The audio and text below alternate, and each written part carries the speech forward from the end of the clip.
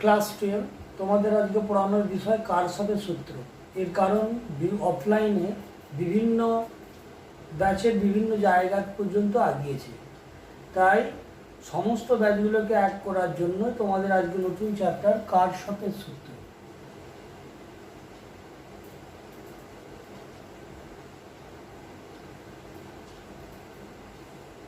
নতুন সূত্র সম্পূর্ণ সার্কিট থেকে কারেন্ট ভোল্টেজ এই সমস্ত ক্যালকুলেশন করার জন্য ঠিকভাবে শুনতে হবে এবং ঠিক ক্যালকুলেশনটাই করতে হবে। কারশফের সূত্র দুটো হচ্ছে কেসিএল কারশফ চার্জ ল আর হচ্ছে কেভিএল কারশফ ভোল্টেজ ল।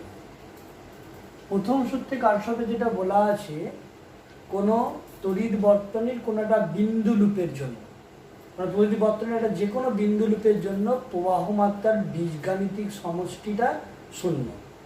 ধরে নাও একটা তড়িৎ বর্তনীর একটা বিন্দু, এর মধ্যে কতকগুলো রেজিস্ট্যান্স দিয়ে কারেন্ট ওই বিন্দু লুপের মধ্য দিয়ে গেল এবং বেরিয়ে গেল। ধরে নাও এইটার মধ্য দিয়ে কারেন্ট গেল I1, এটার মধ্যে ওই বিন্দু লুপের দিকে যাচ্ছে I2, এটার মধ্যে দিয়ে I3 বেরিয়ে যাচ্ছে, এটার মধ্যে দিয়ে I4 বেরোচ্ছে। তাহলে কারশফের সূত্র অনুসারে এই প্রবাহ মাত্রার বীজগাণিতিক যোগফলটা 0 হবে। বীজগাণিতিক যোগফলটা করব কি করে? বিন্দু লুপের দিকে যে কারেন্টগুলো যাবে সেগুলো হবে ধনাত্মক, অর্থাৎ I1 I2 দুটো হবে ধনাত্মক, কারণ এই লুপটার দিকে গেছে বিন্দু লুপটার দিকে, এবং I3 এবং I4 দুটো বেরিয়ে গেছে মানে ঋণাত্মক। অর্থাৎ সূত্রটাকে লিখলে পাওয়া যায় I1 plus I2 minus I3 minus I4 equal to 0।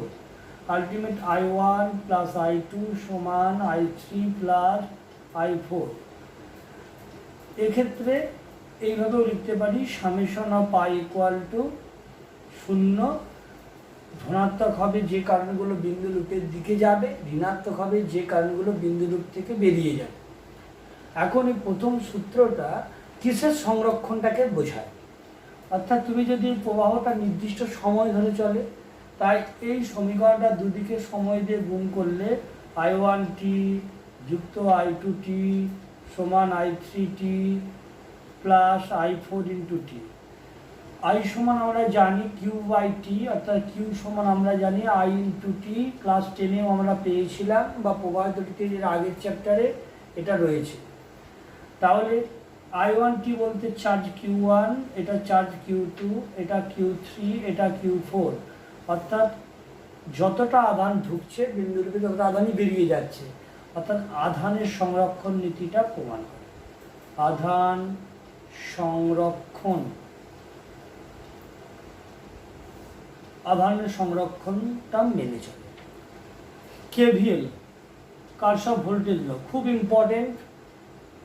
একটা বর্তনী আমি এঁকে নিলাম,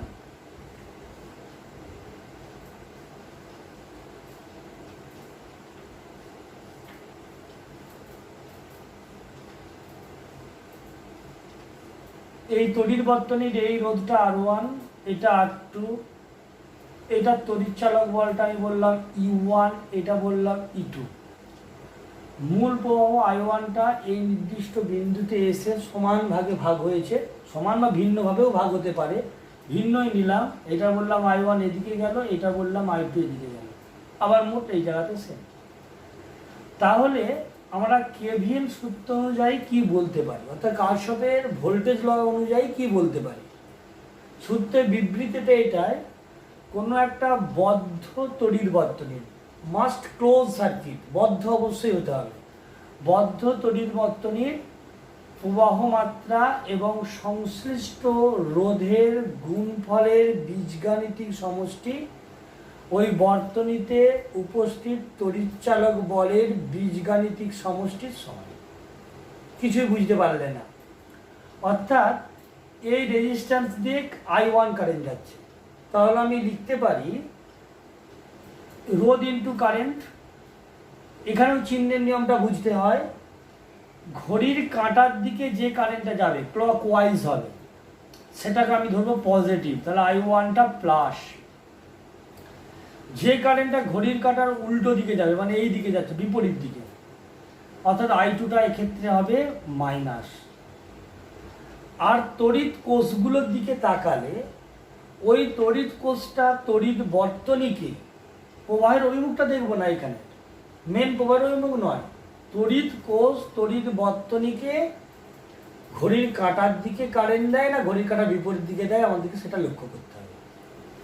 আমরা তড়িৎ কোষ বলতে দুটো দাঁড়ে, একটা পজিটিভ একটা নেগেটিভ। কারেন্ট সবসময় পজিটিভ দিকে নেগেটিভের দিকে যায়, ইলেকট্রন যায় নেগেটিভ টু পজিটিভ, তাই কারেন্টের পজিটিভ টু নেগেটিভ। তাহলে এইটা বড় দাঁড়ি, এটা ছোটো দাঁড়ি, এদিকটা পজিটিভ নেগেটিভ, তাহলে এই কোষটা এই তড়িৎ বর্তনীকে নিশ্চয়ই কারেন্টটা এই দিকে দেবে। এই দিকে ডিরেকশন আমি লক্ষ্য করব না, শুধু বর্তনীর তড়িৎচালক বলটাকে ডিরেকশনটাকে লক্ষ্য করব। তাহলে যদি এই দিকে কারেন্ট দেয় নিশ্চয়ই এটা দেখো অ্যান্টি ক্লকওয়াইজ হচ্ছে, অর্থাৎ এই ক্ষেত্রে U1টা নিশ্চয়ই হবে মাইনাস। আর দেখো এইটার দিকে লক্ষ্য করো, এটা বড় দাঁড়িয়ে এইদিকে ছোট দাঁড়িয়ে এইদিকে, তাহলে এই বর্তনীতে কারেন্টটা এই দিকে দিবে, ক্লকওয়াইজ কারেন্ট দিচ্ছে, এই দিকে কারেন্ট দিচ্ছে মানে তাহলে অর্থাৎ E2টা হবে পজিটিভ। তাহলে আরও একবার বললাম, তড়িৎ বর্তনীতে প্রবাহের অভিমুখ দেওয়া থাকলে, বা তুমিও কনসিডার করতে পারো প্রবাহের অভিমুখটা ঘড়ির কাঁটার দিকে হলে পজিটিভ, ঘড়ির কাঁটা উল্টো দিকে হলে নেগেটিভ। তড়িৎ কোষের সমষ্টিটা নির্ণয় করার সময় তড়িৎ কোষে বর্তনীকে কোন দিকে কারেন্ট দিচ্ছে, বামাবর্তী না দক্ষিণাবর্তী, অর্থাৎ আমরা ঘড়ির কাঁটার দিকে না ঘড়ির কাঁটার উল্টো দিকে। ঘড়ির কাঁটার উল্টো দিকে হলে সেটা হবে নেগেটিভ, ঘড়ির কাঁটার দিকে হলে সেটা হবে পজিটিভ। তাহলে সূত্র অনুযায়ী প্রবাহ মাত্রা এবং সংশ্লিষ্ট রোধ, তাহলে এই রোধের মধ্যে কারেন্ট I1 যাচ্ছে, তাহলে I1 ইন্টু R1 পজিটিভ, কারণ I1টা পজিটিভ ভ্যালু, মাইনাস হবে I2 ইন্টু R2, কারণ I2টা অ্যান্টি ক্লকওয়াইজ কারেন্ট যাচ্ছে R2টার মধ্য দিয়ে, তাই I2 R2 মাইনাস হয়েছে। এবং আর কি কোনো রোধ আছে বর্তনীতে? আর কোনো রোধ নেই, তাহলে আর কিছু থাকবে না। যদি আরও রোধ থাকতো প্লাস বা মাইনাস হয়ে সেটা যোগ হয়ে যেত। ইকুয়াল টু কী হবে? ওই বর্তনীতে লব্ধ তড়িৎচালক বলের সঙ্গে সমান হবে। এই তড়িৎচালক বল U1টা অ্যান্টি ক্লকওয়াইজ মানে -1 কারেন্ট দিচ্ছে, তার জন্য মাইনাস U1। আর এটার জন্য কী হবে? ঘড়ির কাঁটার দিকে যায় যেহেতু প্লাস হবে, এটা E2। তাহলে পেয়ে গেলাম I1 R1 minus I2 R2 সমান E2 মাইনাস U1। এইটা তোমার KVL সূত্র অনুযায়ী লেখা যায়। সংক্ষেপে লিখলে সামেশন অফ IR সমান সামেশন অফ E, অর্থাৎ প্রবাহ মাত্রা এবং সংশ্লিষ্ট রোধের গুণফলের বীজগাণিতিক সমষ্টি বদ্ধলুপের জন্য, ওই বদ্ধলুপে উপস্থিত মোট তড়িৎচালক বলের বীজগাণিতিক সমষ্টির সমান। এটা পেলাম। এর অঙ্ক পরীক্ষার পরে অনেকবারই পরীক্ষায় পড়েছে। আমি একটা উদাহরণ সহ অঙ্ক দেখালেই তোমরা বুঝতে পারবে। দেখো, তার আগে এটা কিসের সংরক্ষণ নীতি? I ইন্টু আর বলতে V সমান IR পায়, এটা তড়িৎচালক বলকেই বোঝাচ্ছে। এটাও তড়িৎচালক বল, তার মানে এটা শক্তির সংরক্ষণ নীতিকে প্রমাণ করে। এটি একটি তড়িৎ বর্তনী।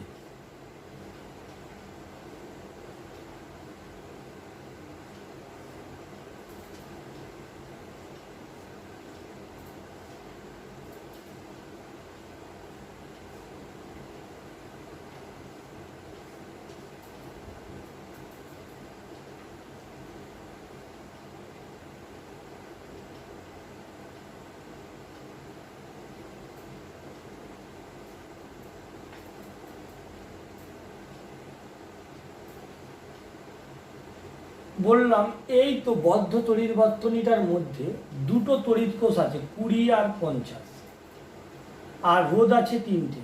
বললাম এই 10 ওহমের মধ্য দিয়ে প্রবাহ কত, অর্থাৎ A টু B এর মধ্য দিয়ে কারেন্টটা কত বার করতে হবে। তাহলে এই বর্তনীতে কোনো I1 I2 নেই, তোমাকে কনসিডার করতে হবে। তুমি তোমার মতন ধরতে পারো, যেহেতু বড় দাঁড়িয়ে এদিকে আছে তাই আমি বললাম এই লুপটার জন্য কারেন্টটা এই দিকে ধরলাম, ঘড়ির কাঁটার দিকে I1। ভালো করে দেখো আমি কীভাবে করছি। এই লুপটার জন্য ওপরে ছোট নিচে বড় আছে, তাহলে তুমি সেক্ষেত্রে যেহেতু 10টার মাঝেরটার মধ্যে বার করতে বলেছে, তাহলে তুমি সেটা এই দিক থেকেও দিতে পারো, কোনো অসুবিধা নেই। তুমি ক্লকওয়াইজও দিতে পারতো, আমি অ্যান্টি ক্লকওয়াইজ দিলাম। কারণ এই 10টার মধ্যে দিয়ে দুদিক থেকে এই কারেন্টটা নিচের দিকে নামছে, দুটো যোগফলটা ব্যবহার করব। উল্টো দিকে নিলে একটা থেকে একটা বিয়োগ হবে। তাহলে লক্ষ্য করো কিভাবে করছি। তাহলে প্রথমত এটা যদি ফার্স্ট লুপ বলি, এটাকে যদি সেকেন্ড লুপ বলি, তাহলে ফার্স্ট লুপে কেভিএল সূত্র অনুযায়ী কি লিখতে পারি, কারেন্ট ইন্টু রোধ। দেখো এটার মধ্যে যে I1ই যাচ্ছে ঘড়ির কাঁটার দিকে, টিচিং লুপটা আমি দিয়েছি, তাহলে 10 ইন্টু I1।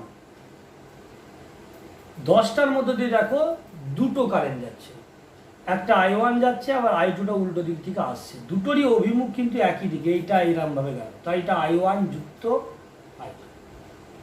যদি তোমরা কোনো লুপের জন্য ধরে নাও এই লুপটার জন্য কারেন্ট I1 এদিকে ধরেছো, আবার দ্বিতীয় লুপটার জন্য কারেন্টটা একই দিকে ধরেছো I2টা, তাহলে এটা দেখো দুটো লুপের জন্য দুদিক থেকেই এইভাবে নেমেছে বলে যোগ হয়ে গেছে। কিন্তু যদি এরম কন্ডিশন হতো, একটা নামতো একটা লুপে উঠতো, তুমি যে লুপটা নিতে সেই লুপের কারেন্টের প্রাধান্যটা বেশি হবে। তাহলে তুমি এই লুপটার জন্য এই ক্ষেত্রে কি হবে, I1 মাইনাস হবে I2, কারণ এর প্রাধান্য বেশি। আবার সেকেন্ড লুপটার জন্য কি হতো, I2র প্রাধান্যটা বেশি হতো, তাহলে I2 মাইনাস কি হবে, I1 হবে সেকেন্ড লুপের জন্য। সুতরাং একই দিকে নিলে যোগ হবে, পরস্পর অভিমুখটা আলাদা দিকে হলে বিয়োগ হবে। যেটা লুপটা নেবো সেই লুপের কারেন্টের প্রাধান্যটা বেশি, তাই I1 মাইনাস I2 বা I2 মাইনাস I1 আসবে, সেটা হিসেব মতো তোমরা করবে।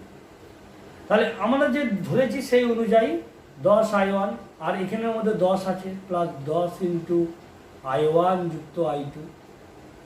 আর কোনো এই লুপটার মধ্যে রেজিস্ট্যান্স নেই, লিখলাম না, ঘড়ির কাঁটার দিকেই বলে দুটোই পজিটিভ ধরেছি, ইকুয়াল টু এই লুপটার মধ্যে কোনো কোষ আছে, আছে অবশ্যই, 20 ভোল্ট আছে।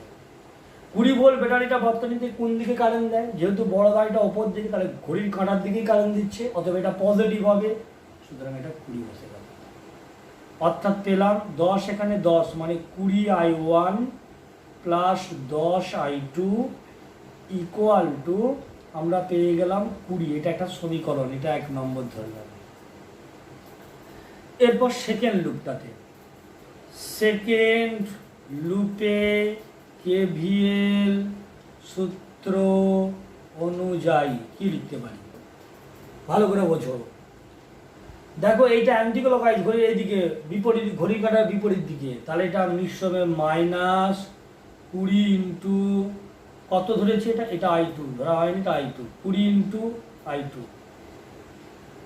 10টাও ঘড়ির কাঁটার উল্টো দিকে, এই লুপটার জন্য যদি ক্লকওয়াইজ হয়, এই লুপটার জন্য দেখো উল্টো দিকে হচ্ছে, আমি এই লুপটা তখন বন্ধ, তাহলে এই দিকে বরাবর অ্যান্টি ক্লকওয়াইজ হচ্ছে, তাহলে মাইনাস 10 ইন্টু I1 যুক্ত I2, দুটোই একই দিকে নেমেছে, ইকুয়াল টু এর দেখো ব্যাটারিটার দেখো বড় দাঁড়িয়ে এই দিকে আছে, কারণ ঘড়ির কাঁটার দিকে কারেন্ট দিচ্ছে, উল্টো দিকে নয়, তাহলে ওটা অবশ্যই পজিটিভ, তাহলে সেটা হবে প্লাস 85 পেলাম।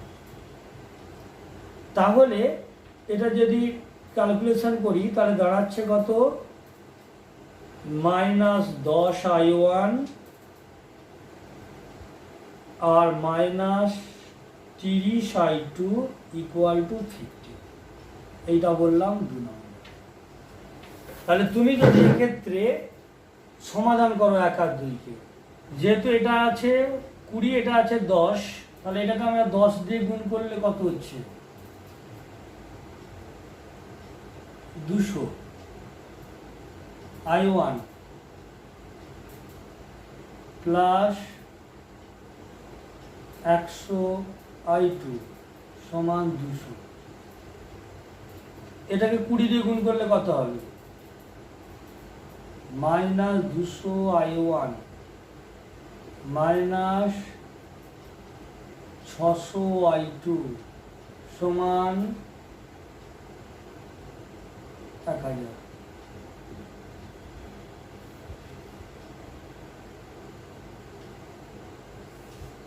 এটা কাটলো, যোগ করলাম, তাহলে এটা থেকে পেয়ে গেলাম 500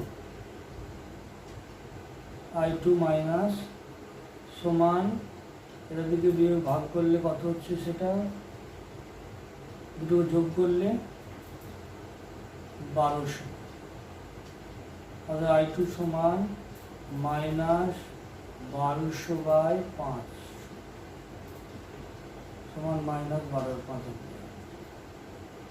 একই রকমভাবে I1 এর ভ্যালুটা বার করতে হবে। তাহলে 20 প্রথম সমীকরণ থেকে 1 নং হতে 20 I1 প্লাস 10 × -12/5 সমান 20, এটাকে একটা 2 করলাম, তাহলে পেয়ে গেলাম 20 I1, ওইদিকে গেলে 20 + 24 হচ্ছে, অর্থাৎ I1 সমান 4 × 44/20 এই মানটা। অর্থাৎ এবির মধ্যে মোট প্রবাহ এ হতে বি বিন্দু, এ হতে বি এর দিকে প্রবাহ দুটোর জন্য, কারণ I1 প্লাস I2 যাচ্ছে, তাহলে 12/5 মাইনাস যুক্ত 44, এটা কাটতে পারা যায়, 4 দিয়ে কাটলে 11, 4 দিয়ে কাটলে 5, তাহলে পাচ্ছ 11/5, তাহলে যুক্ত পাচ্ছ 11/5, তাহলে 5 লসাগু -12 প্লাস 11 সমান পেয়ে গেলাম -1/5, অর্থাৎ এত অ্যাম্পিয়ার, এটাই কারেন্ট। অর্থাৎ মাইনাস বেরিয়েছে মানে কারেন্টটা এ থেকে বি এর দিকে নয়, অর্থাৎ বি থেকে এ দিকে। যতগুলো আমি এখানেতে ক্লু দিলাম সেইগুলো দিয়ে বিভিন্ন টাইপের অঙ্ক আছে, সেগুলো আমি পর পাঠাচ্ছি, আজকেই পাঠাচ্ছি, তোমরা করে পাঠিও, তবে পরবর্তীটা বুঝতে পারবে। পরবর্তী যেটা আছে, সিবিএসসি সিলেবাস অনুযায়ী যেহেতু 30% কমিয়ে দিচ্ছে, তোমাদেরও কমবে, বিভিন্ন প্র্যাকটিক্যাল যন্ত্রপাতিগুলো, যে সমস্ত ইনস্ট্রুমেন্টগুলো আছে সেগুলো সব বাদ হয়ে গেছে। তাই মনে হয় তোমাদেরও ইনস্ট্রুমেন্টগুলো, পোটেনশিওমিটার, মিটার বীজগুলো বাদ, কিন্তু মিটার বীজ যে কারণে চলে সেটা আমাদের সিলেবাসের মধ্যে আছে, সেটা করিয়ে দিচ্ছি, এবং যন্ত্রগুলো আমি দরকারে করিয়ে দেবো। হুইস্টন ব্রিজ কি? হুইস্টন ব্রিজ বলতে বোঝায় 4টে রোধক, ক্যাসকেড, ঝর্ণার মতো দেখিয়েছিলেন বিজ্ঞানী হুইস্টন। মোটেও ঝর্ণা নয়, এরকম 4টে রোধকে এইভাবে যুক্ত করলে তিনি বার করেছিলেন হুইস্টন ব্রিজ নীতিটা। তখন এটা পোস্ট অফিসে ব্যবহার করতেন। এখানে গ্যালভানোমিটার জি, নাম দিলাম এটা ABCD। এখান থেকে তোমার মোট কারেন্ট I আসলো, এই বরাবর যে কারেন্টটা যাচ্ছে I1। যদি জি গ্যালভানোমিটারে কোনো কারেন্ট পাস না করে, অর্থাৎ এ বি বিন্দুর বিভব আর ডি বিন্দুর বিভব যদি সেম হয়, সমান বিভব থাকলে, তাহলে আমাদের এটার মধ্যে কারেন্টটা I1ই যাবে, এটার মধ্যে দিয়ে ধরলাম I2, এটার মধ্যে দিয়ে I2, তাহলে টোটাল এখানে আবার I হবে, I সমান I1 যুক্ত I2। তাহলে আমরা একটা কন্ডিশন উল্লেখ করলাম যে এ বিন্দুর বিভবটাকে যদি আমরা VA বলি, বি বিন্দুর বিভবটাকে VB, সি বিন্দুর বিভবটাকে VC, ডি বিন্দুর বিভবটাকে VD বলি, নিস্পন্দ অবস্থা, হুইস্টন ব্রিজের ক্ষেত্রে নিস্পন্দ অবস্থায়, অর্থাৎ গ্যালভানোমিটারটা সার্কিটে যুক্ত করলে, অর্থাৎ কারেন্টটা পাঠানো ব্যাটারি যুক্ত করে, এর মধ্যে একটা ব্যাটারি যুক্ত করতে পারে, প্লাস মাইনাস একটা যুক্ত করে দিলেই এটা হুইস্টন ব্রিজ সার্কিট হয়ে যাচ্ছে কারেন্টটা পাঠানোর জন্য। তাহলে যদি আমাদের নিস্পন্দ বিন্দুতে, অর্থাৎ গ্যালভানোমিটার যতই আমরা জকিটাকে প্রেস করি, এই গ্যালভানোমিটারের কাটার জিরোতে দাঁড়িয়ে থাকবে, সেটা নিস্পন্দ অবস্থা। তার কন্ডিশন VBটা VDর সঙ্গে সমান হবে, বা গ্যালভানোমিটারের কারেন্ট IGটা কি হবে? 0 হবে। তাহলে দুটো পদ্ধতিতেই নিস্পন্দ অবস্থার শর্তটা বার করা যায়। 4টে রোধক আমরা যদি যথাক্রমে P, Q, R, S ধরি রোধগুলোকে, তাহলে এই 4টে রোধের ক্ষেত্রে নিস্পন্দ অবস্থার শর্তটা কি হবে আমরা সেটা ক্যালকুলেশন করব। প্রথমত ওহম সূত্র দিয়েই করছি, ওহম সূত্রের সাহায্যে। তাহলে ওহম সূত্রের সাহায্যে লক্ষ্য করো A এবং B বিন্দুর মধ্যে, ওহম সূত্র হতে A ও B বিন্দুর মধ্যে কি দেখতে পাচ্ছ? VA মাইনাস VB কারেন্ট যেদিক যাচ্ছে, যেদিক থেকে যায় সেদিকে বিভবটা বেশি থাকে। VA মাইনাস VB সমান পাচ্ছ I1 ইন্টু রোধটা এখানে হচ্ছে P। একই রকমভাবে বি ও সি বিন্দুর মধ্যে পাবো VB minus V C is equal two I1 into এটা হচ্ছে কিউ, এটা পি, এটা কিউ ধরেছি। তাহলে দুটোকে ভাগ করে দাও, V A minus V B divided by V B minus V C সমান I1 কেটে গেলে পি বাই কিউ, এটাকে এক ধরলাম। অনুরূপ ওম সূত্র হতেই এ ও ডি বিন্দুর মধ্যে কি লিখতে পারো, V A minus V D সমান I2 ইন্টু নিশ্চয় রোধটা আছে আর। একই রকমভাবে ডি ও সি বিন্দুর মধ্যে ভিডি মাইনাস ভিসি সমান I2 ইন্টু নিশ্চয় এস। এই দুটোকেও ভাগ করে নাও, তাহলে V A minus V D divided by V D minus V C is equal to R divided S, এটা 2 নম্বর। এখন লক্ষ্য করো নিস্পন্দ অবস্থা সত্য বার করছি, তাই আমি প্রথমত বললাম নিস্পন্দ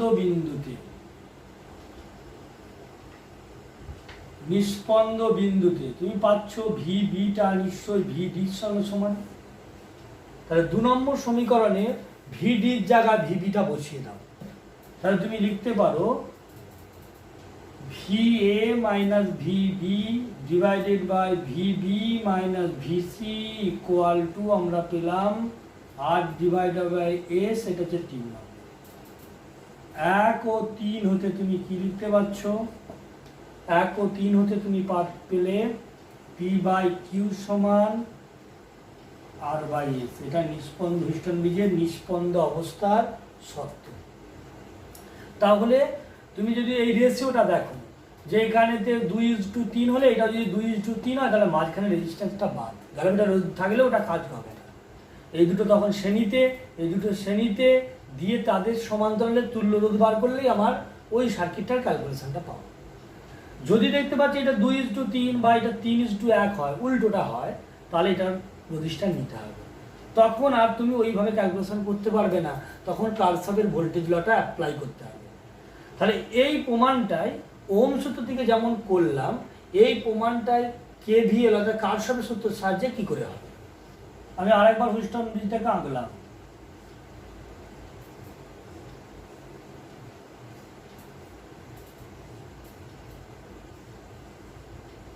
এটা গ্যালভানোমিটার, এর জি রোধ, কারেন্টটা হচ্ছে আইজি, এটা পি ছিল, এটা কিউ ছিল, এটা আর ছিল, এটা এস ছিল। দুটো লুপ ধরেছি, এই লুপটার মধ্য দিয়ে ধরে নাও এই মধ্য দিয়ে কারেন্টটা, মোট কারেন্ট আই এসেছিল, তার মধ্যে এখান দিয়ে কারেন্টটা গেল I1। তাহলে বাকিটুকু এটা দিয়ে যাবে, কতটা যাবে I মাইনাস I1।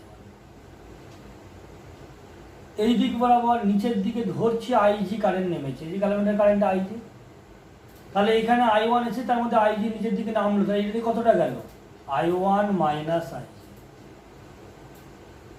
এখান পর্যন্ত কারেন্ট এসেছে I মাইনাস I1, আবার উপর থেকে আইজি নেমেছে, নেমে এইদিকে যাচ্ছে, তাহলে আলটিমেট পেয়ে গেলাম I minus I1 plus IG.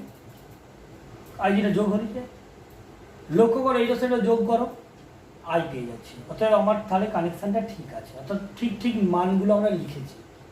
যদি এই দুটো লুপে যোগ করে, এই দুটো রোধের মধ্যে আসা কারেন্টটাকে যোগ করে যদি আই না মিলতো, তাহলে কোথাও না কোথাও ভুল করেছি। বাস, তাহলে এবার এটা ফার্স্ট লুপ ধরে নাও, এটা ফার্স্ট লুপ, যেহেতু ডিরেকশন দেওয়া রয়েছে আর টিচন দেওয়া দরকার নেই, এটা ফার্স্ট লুপ আমরা ধরলাম, আর এটাকে আমরা সেকেন্ড লুপ ধরলাম। তাহলে ফার্স্ট লুপে কেভিএল সূত্র হতে কি লিখতে পারো, কারেন্ট ইন্টু রোধ, তার মানে ঘড়ির কাঁটার দিকে কারেন্টে যাচ্ছে, দেখো এইখানে I1 ইন্টু পি, এটা ঘড়ির কাঁটার দিকে নেমেছে এটার মধ্য দিয়ে, এই লুপটার মধ্য দিয়ে, তাহলে জি ইন্টু আইজি, এটা ঘড়ি কাঁটা উল্টো দিকে কারেন্ট যাচ্ছে রোধটার মধ্য দিয়ে, এটার রোধ আছে আর একটা, তাহলে minus R into I minus I1 equal to 0। কেন, কোনো ব্যাটারি নেই, ব্যাটারি থাকলে তার বর্তনীতে কারেন্ট দেওয়ার দিক অনুযায়ী প্লাস মাইনাস দিয়ে কোষ্টার সেটা লিখতাম, যেহেতু ব্যাটারি নেই ইকুয়াল টু 0। তাহলে একটু সাজিয়ে লিখলে যেটা পাবো, আচ্ছা এখানে এবার লিখেই দিই, নিস্পন্দ বিন্দুতে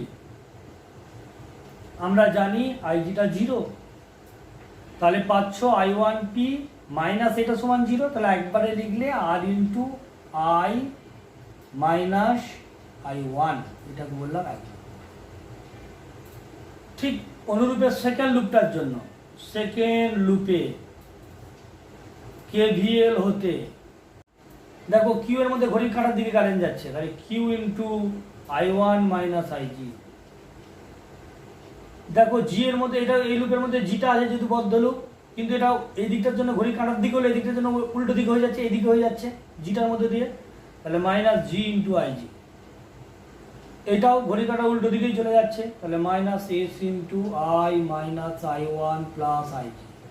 চিহ্নটা ইকাল টু জিরো, কোনো ব্যাটারি নেই বলবে, চিহ্নটা ঠিকঠাক করতে হবে, নাহলে কিন্তু প্রত্যেকটা জিনিসই ভুল হয়ে যাবে। তাহলে নিষ্পন্দ বিন্দু, এক্ষেত্রেও নিষ্পন্দ বিন্দুতে IG ইকুয়াল টু 0, তাহলে দাঁড়াচ্ছি কিউ ইন্টু I1, এই পার্টটা বাদ, এখানে পাচ্ছ মাইনাস এস ইন্টু, যা আইজিটা বাদ দিয়ে থাকছে ওদিকে পাঠালে S into I minus I1।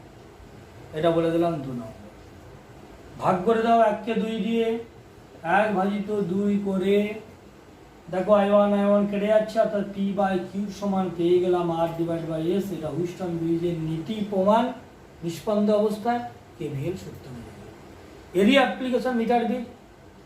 আর একটা আছে পোটেনশিওমিটার, ওটা অ্যাপ্লিকেশন নয় এর, অন্য, ওটা ভোল্টেজ বিভাজন নীতিতে কাজ করে, সেটা আমরা পরের ক্লাসে বলবো।